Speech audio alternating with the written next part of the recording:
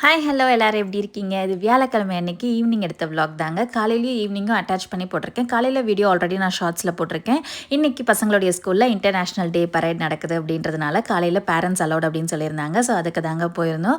சூப்பராக எல்லா குழந்தைங்களுமே பார்த்திங்கன்னா அவங்கவுங்க நாட்டோடைய கலாச்சாரத்துக்கு ஏற்ப அவங்களுடைய உடைகள்லேருந்து எல்லாமே சூப்பராக இருந்துச்சுங்க.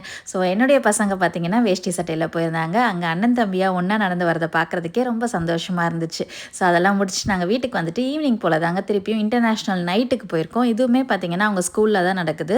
ஸோ ஸ்கூலில் வந்துட்டு 5 to 7:30 வரைக்கும் நடக்குது அப்படின்னு சொல்லியிருந்தாங்க. ஸோ அதுக்கு தாங்க வந்திருக்கோம்.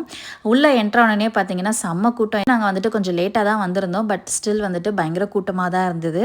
ஸோ ஆனால் எல்லா ஸ்டாலுமே சூப்பராக இருந்துச்சுங்க. அவங்களுடைய கண்ட்ரியை ரெப்ரசன்ட் பண்ணுற மாதிரி ரொம்ப அழகாக இருந்தது. இஸ்ரேல், அர்ஜென்டினான்னு இந்த பிலிப்பைன்ஸ் வந்துட்டு ரொம்ப சூப்பராக பண்ணியிருந்தாங்க. சாப்பாடு எல்லாமே ரொம்ப நல்லா இருந்துச்சுங்க.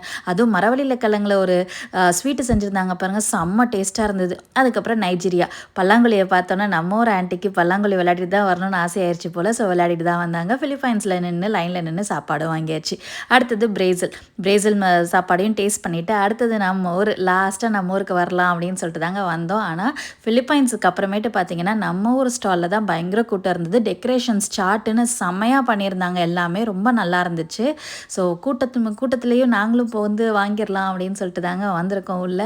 ஸோ புளியோதரை, லெமன் ரைஸ், அதுக்கப்புறம் sweet mixture, jalebi, samosa, mango லஸ்ஸின்னு எல்லா வெரைட்டியும் வச்சுருந்தாங்க.